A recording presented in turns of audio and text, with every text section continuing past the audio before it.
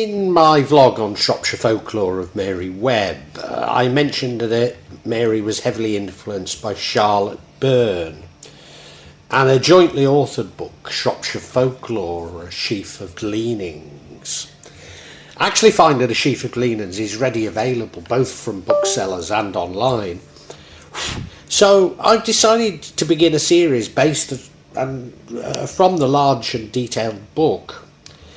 Where I can, I'll augment it with additional materials.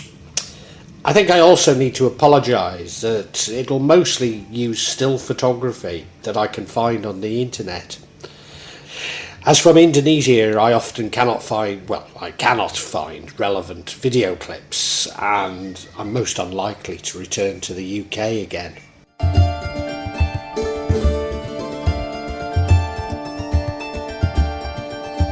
Charlotte Sophie Burne, or Lottie, 1850 to 1823. Charlotte was actually born just over the border in Staffordshire at Morton Vicarage.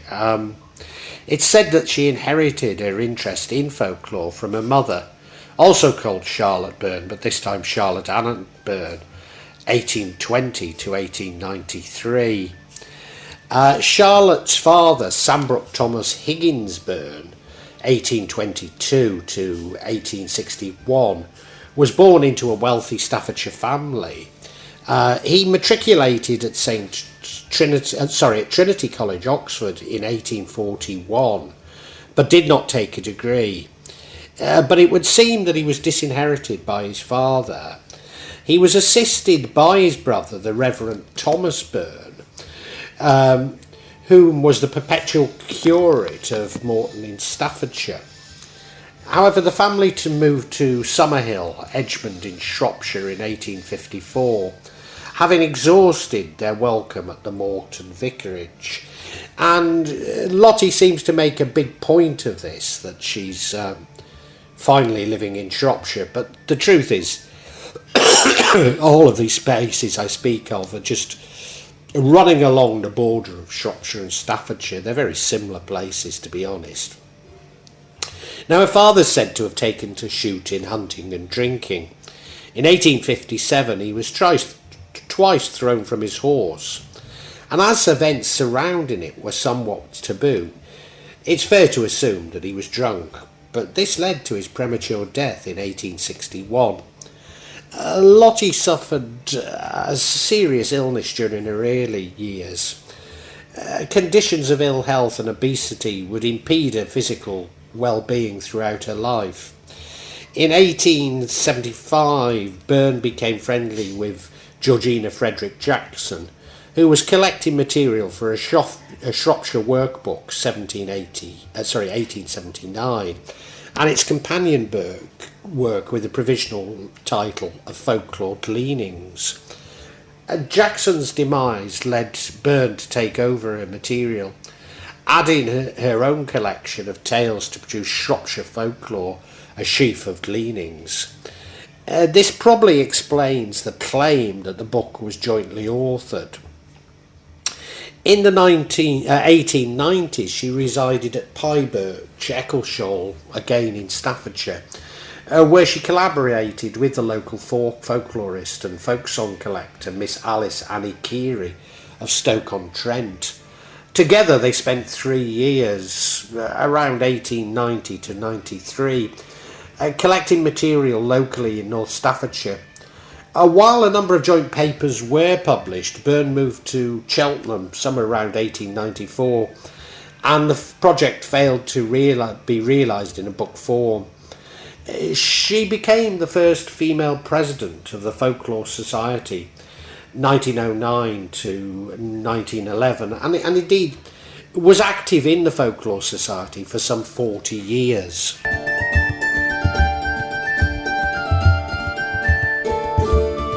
Of the many charms used to counteract or prevent witchcraft, the favourites, certainly in Shropshire, but certainly across Europe or Northern Europe, are horseshoes, silver, spittle, and the sign of the cross. An old horseshoe hung over a door of a house or a room is believed to prevent nightmares, whilst a horseshoe or a horseshoe nailed over a door the wrong way up will remove spirits from a haunted house. In Shrewsbury, horseshoe talisman were often seen not only above house doors, but also on the barges which navigated the River Severn. In fact, objects of iron are said to serve a similar purpose as horseshoes, a belief also found in Wales and other parts of northern Europe, which probably originates in a common belief that meteorite metal has paranormal qualities. Certainly in Indonesia, this is why we believe a keris or kris knife made of meteorite metal to have magical qualities.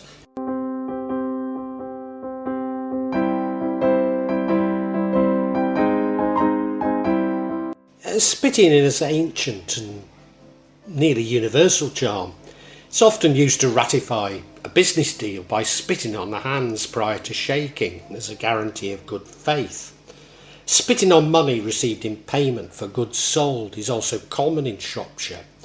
Many farmers, butchers, market women, etc. in North Shropshire spit on all money paid to them for good luck, and hawkers, etc.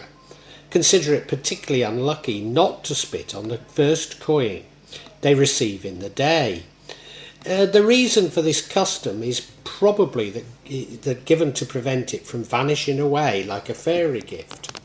Should you receive money from a witch, put it once in your mouth for fear that the donor should spirit it away, and supply its place with a round stone or slate which otherwise she might do at pleasure. Indeed, the ancients would spit on their children's faces to protect them from the evil eye.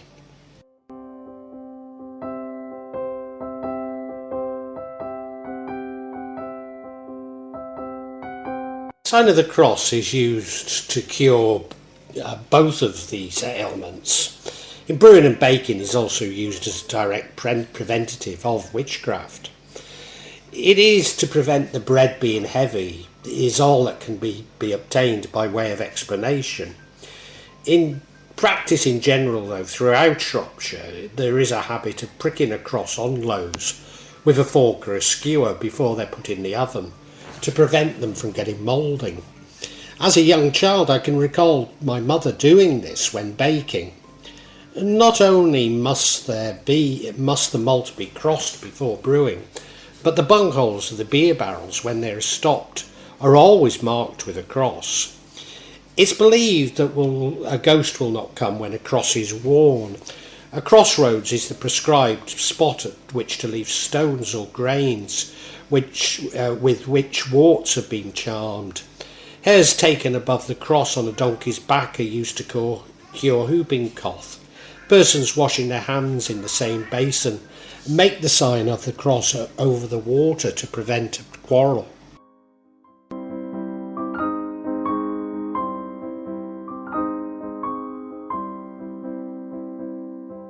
The divining rod is perhaps the oldest magical instrument, going back to Egypt in the time of Moses. In its modern form as the divining rod, it's a forked stick cut either from a wych elm or hazel, and supposedly in the hands of a skilled person to bend in the direction of criminals' lost property, hidden treasures, vein or ore, or springs of water.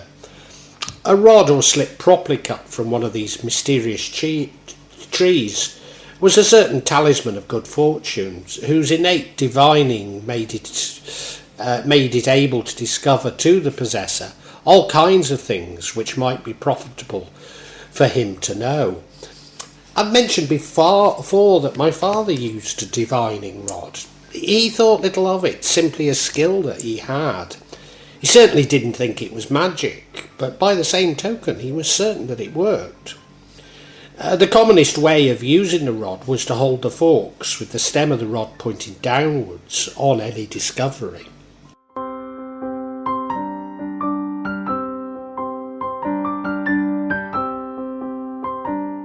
Prior to banks and secure places to store one's wealth, there was a tradition of burying treasure. This was particularly prevalent during troubled times such as invasion. Given that many lost their lives during invasions, there's still buried treasure all over the world.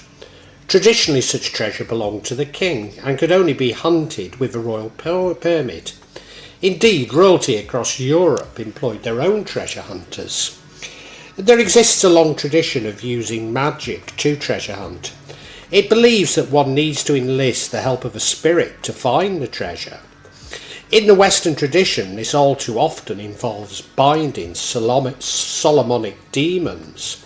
Although the use of magic for treasure hunting probably predates Solomon, and certainly the publication of the Lesser Keys of Solomon. Treasure can often be found in burial sites, especially megalithic long barrows, and there also may be spirits of the dead to deal with. Also of crossroads which have particular significance in the paranormal, especially those marked with a cross are believed to be important sites. The Ars Notoria grimoire, which forms a part of the Lesser Keys of Solomon, was reputedly found by an unknown Englishman in Naples when digging for Virgil's tomb. He supposedly found it but was forbidden from taking the bones of the poet. There's also a tradition of a Faustian pact with the devil in hunting treasure. Indeed, many grimoires appeared with details of how to make such pacts when searching treasure. The Hollenswang grimoire, named after the title page of Dr. Faustus, for example, was used in 1715 by a group of German treasure hunters. Touch Me Not, or Compendium Rarisurum Totius Artis Magicae, is a similar Faustian grimoire. It's believed to originate in Austria around 1795, and it includes the use of psychoactive herbs and necromancy.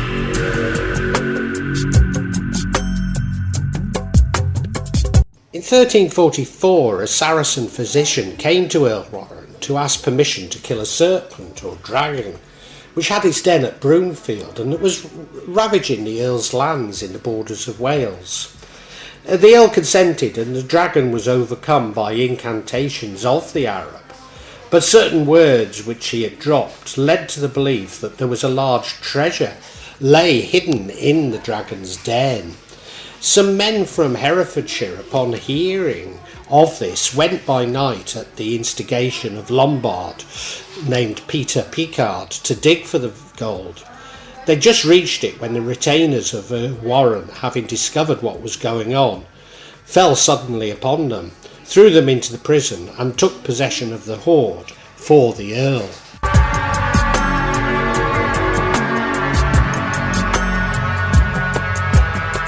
Some mention of secret treasures is also to be found in several previously mentioned legends, noticeably in that of the giants of Stokesay Castle, whose riches are still safe in the locked chests deep in the vaults of the castle, or the story is otherwise told underneath the moat.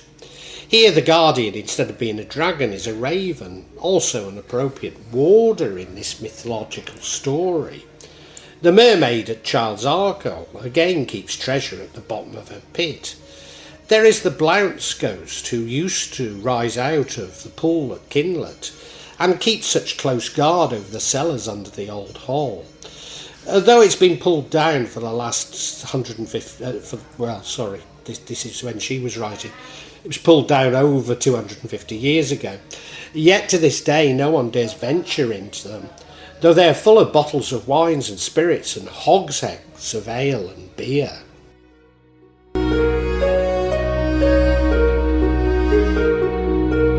The most famous story of buried treasure is in the buried city of Uriconium, or Wroxeter, on the northern side of Watling Street, not far from the place where it crosses the Bell Brook.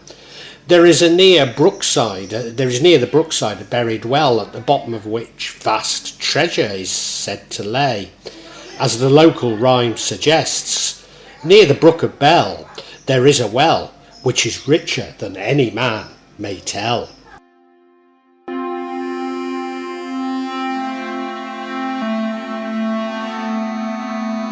In many of these stories, treasure lies beneath water, and this is a common feature in treasure legends. The white ladies who dwell in wells, lakes and the sea in many countries are owners of vast treasures, which they often offer to mortal visitors. In Java we have a similar story of Keedle, who is, you might say, a mermaid, maybe half serpent, half naga and half human, and she also is said to hide vast wealth. These are traditions, of course, and common beliefs in mysterious underground passages beneath the ruins of castles and abbeys of the past. The old town of Bridgenorth, a stone's throw from the high road to Warfield, are some caves in the side of one of the ruddy sandstone cliffs overlooking the Severn. They were once actually used for human habitation. Indeed, a friend of mine owned one, and it's not uncommon when you buy a house there to get a cave that you can use for storage, even to this day. One of these is known as the Hermitage. Here the rock has been smoothed and shaped with rounded arches, and there are evident traces of a little oratory or chapel, communicating by well-preserved flight of steps with the upper chamber of the cave. There's documentary evidence to show that the cave had really been occupied as a hermitage, and that the local tradition that it was first inhabited by a brother of King Athelstan. Beneath a certain spot in the floor of the cave is an entrance to an underground passage, which leads under the River Severn to a chest of buried treasure. Some believe in the extensive cellars of the old mansion at Hordes Park House. Some say in the Whitefriars at Lowtown in Bridgenorth, where also underground vaults existed, and some say to a steep staircase at Bridgenorth Castle.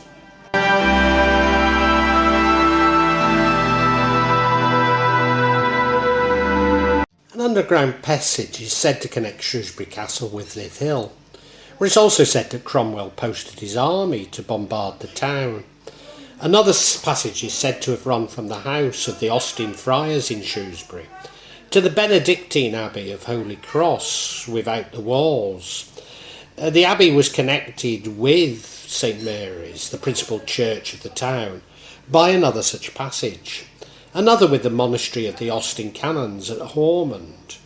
In every one of these cases, the supposed passage must have run under the River Severn.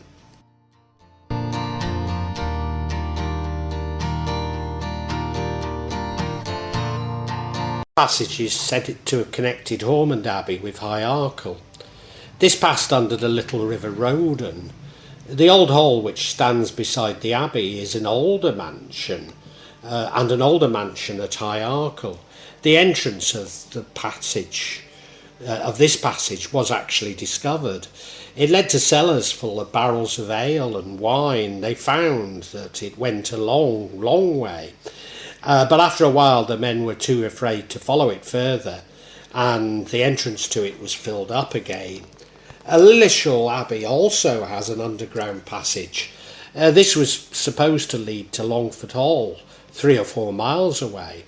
There's a story of a young Ether once went down and wandered so far that the men dared not follow her, but came back leaving her in the depths. But the story ended rather tamely by saying that after a while the heifer came back. The Cluniac monks of Wenlock Priory are said to have had an underground communication with the Cistercian establishment of Buildwas Abbey, again running below the River Severn, though it's unlikely that any such connection existed between two rival orders. A subterranean passage has been discovered at Buildwas. Certainly Sir John Oldcastle, a former friend of King Henry V, who escaped from the Tower of London, came to Wenlock together with William Casewell. They taught the monks how to counterfeit coins, and were also involved in a plot to kill the king. The priory continued, but between increasing debts and dangerous shenanigans, its reputation as a place of worship, miracles and divine interventions began to decline.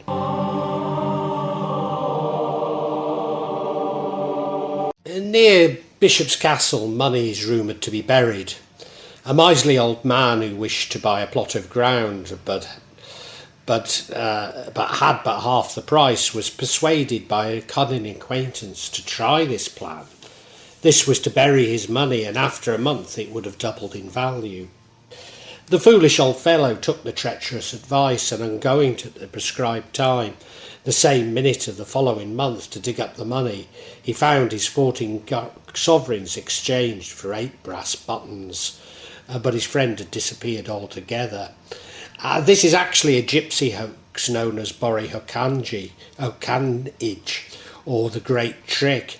It seems to have been well known to the gypsies visiting Shropshire. It's generally practised by making a dupe believe that the gypsy knows some charm that will make money breed money. The poor creature, probably the wife of some farmer too ignorant to trust money to the keeping of a bank, brings out the family store of sovereign. The gypsy picks them up in a parcel, murmurs some words over them, and returns to the dupe not the money, but exactly a similar parcel, filled with bits of lead and substituted for the valuable one by sleight of hand. Then, with orders that the parcel is to be locked up and left untouched for a certain length of time, at the end of which there will be 2 sovereigns for every one put in it. The gypsy decamps and is far away before the cheat is discovered. And to this day, I have to say, this is very common practice in Indonesia. Some slight variations, but yeah, very common. Whilst I doubt if my family were ever caught out by this trick, my own mother was very distrustful of gypsies. And this clearly influenced me as a young child, as I had a good telling off at primary school for having called a gypsy girl in my class a gypsy. Without malice, I might add.